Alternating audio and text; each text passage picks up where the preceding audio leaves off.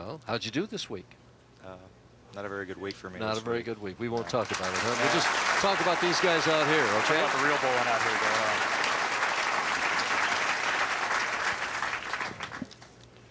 Well, as we were watching in practice, Duke was trying to go basically right up the second arrow. You think he's going to try there? Yeah, he's pretty well lined up. I think he moved in there. That's between third and fourth arrow. Don't you think? Somewhere in that neighborhood? I think he moved back in. I don't think Norm will stay out. There is an out of bounds. You bowled on this shot all week, Ron. Right. You know where it's at. Tell us about the lane surface. Well, the lane surface on itself, the front part is, like you said, very bumpy and rough. And to the right of 10 is an out of bounds area with oil. And Norm's trying to play probably around between second and third arrow. Keep it fairly tight line. He's an amazing player that he can hook it, he can throw it straight. His versatility may be his biggest strength right now. Yeah, I think that's what's made Norm the greatest bowler on the face of the earth right now, is he's able to do that. There we see lane ratio, and the first chink in the armor is he misses lane 18. Wow. Been hitting it like clockwork.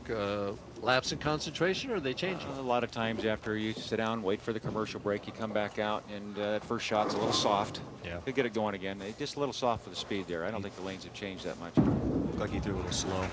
Nice break, going through the heart, getting only 9, no split. So we're even after frame number 1. If he can get by Norm Duke, he's done something special, I think. Norm is, as Ron has mentioned, probably the best player in the world right now. He and Mike Albee, there'd be kind of a race there. Walter Ray Williams is in here, of course. He's always tough. But if he can get by this guy, still a good chance. A good chance to go all the way, I think, don't you? Yeah, I like Mark's plan of Soft attack tonight.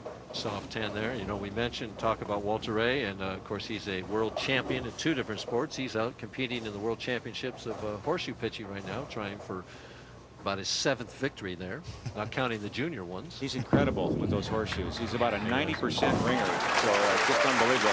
And he's almost that good left-handed also. Oh, is he really? He is. I haven't seen him do it left-handed, just right-handed. Yeah, I've only seen him.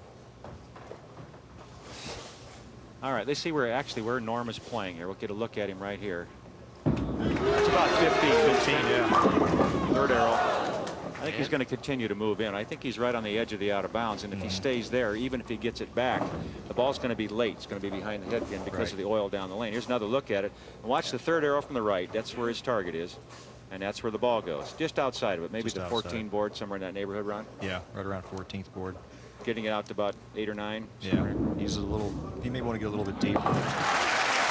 Well, let me ask you a question here for both of you. I mean, it appears to me that he's basically just rolling it right up behind the ball. Will he stay with that, or will he try to get a little more side turn? Or?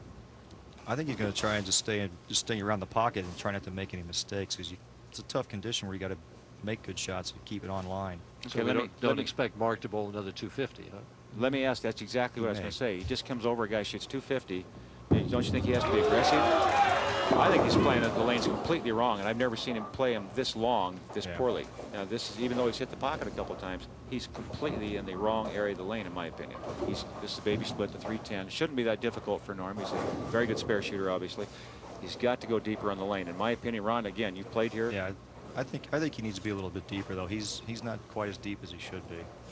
Averaging 226 on television appearances, 41st appearance. Not going to average 220. I'm missing 310. So, well, I'll tell you what, that might be a good thing that happened for him. Even though it's an open frame, Mark Williams hasn't really gotten anything going yet. That might make Norm Duke make a move. If he'd have picked it up, he might have stayed in that same strike position for another couple of frames and got in even deeper trouble. Because if Mark Williams starts striking, and I expect him to, that was a great shot right there. If he gets striking again, Duke can't afford to give him a couple more frames. No, because Mark will get it going again. Ron, as you were bowling this week, how quickly did the lanes break down and you had to start moving left? It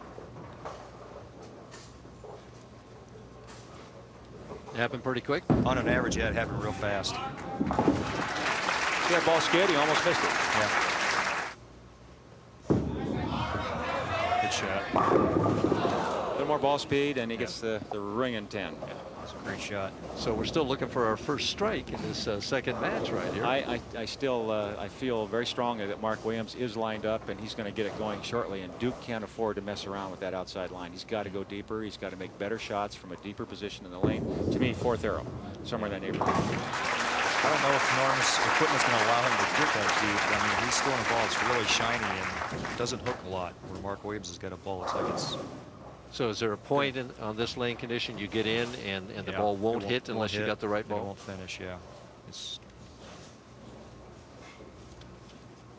Still there. Well set. Norm, a very versatile player. I asked him about that and his advice about being versatile to the average league bowler. Here's what he said. Well, I would say the most important thing is to use your imagination. There are so many things that people really can do, but they just they set it aside like it's something that they just can't accomplish. I say use your head and analyze things and use your imagination. Maybe you can find a way to be more versatile.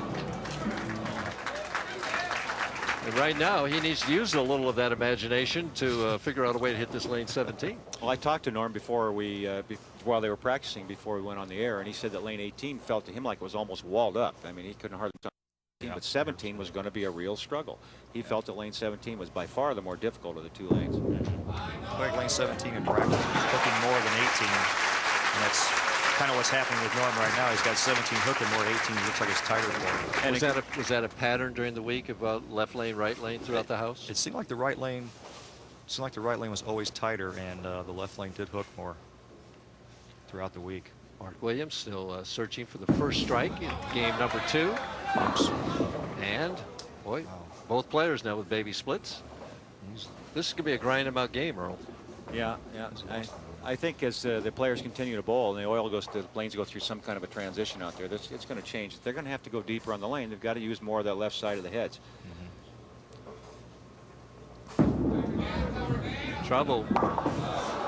Not a real good shot, and he's open in the 5th frame. So basically, hey, Norm Duke takes the lead in the match by 2 pins sitting on the bench.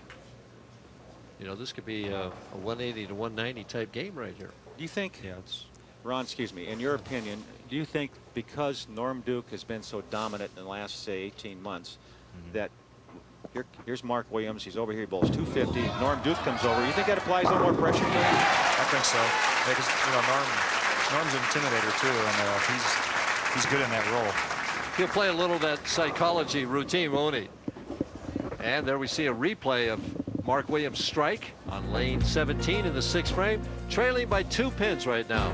Earl and I will be back with the completion of this match after this. Inventors. It's at Executive Bowl, the home of the Ebonite Kentucky Classic. We're in the 2nd game of our championship finals in match number 1. Dave D. Intermont lost to Mark Williams.